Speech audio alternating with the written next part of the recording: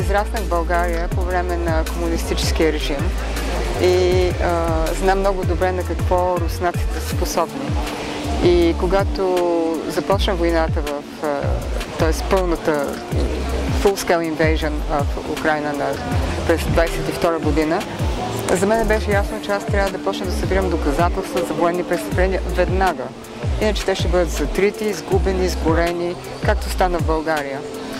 И имам издателство, което работи от 15 години само с документална фотография, фокусирана на нарушени човешки права, с добра репутация. И направихме open call до фотографите, които работеха в Украйна. Имаше над 2000 от тях. Около 240 се отзоваха с свидетелства за военни престъпления, които те са фотографирали. В този момент аз поисках от тях да разкажат това, което те са преживяли по време на фотографирането на военните престъпления. И така получих едно писмено доказателство и едно визуално доказателство, които са публикувани в книга. Това е. Трудно ли беше да организирате тази изложба? Много. Организационно? Не, организационно не беше трудно, защото работех с фантастичен продуцент Искра Стайкова, която е фурия. Така че разчитах на всичко, което тя правеше. Също така и Владо Кармазов и Алекс Алексиев бяха от голяма помощ за всичко. И почти всичките ми приятели се включиха. Кой с който може. Аз ще направя това, ще направя това. Един направи този плакат, друг направи нещо друго, което много ме докосна. И така.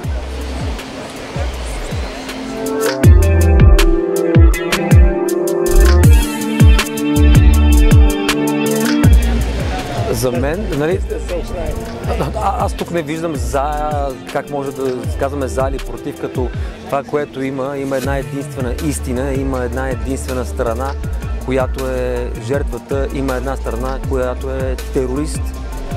Това е Русия. Русия е терористична страна.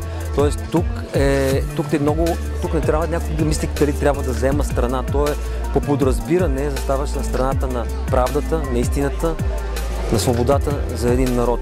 Самият аз последствие някакси месеци по-късно, когато бях в Одеса, майка ми каза: бе, прадядо ти е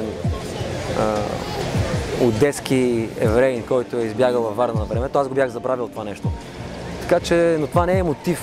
Идеята е, ти виждаш, че има едни хора, които са жертва и ти опитваш да им помогнеш.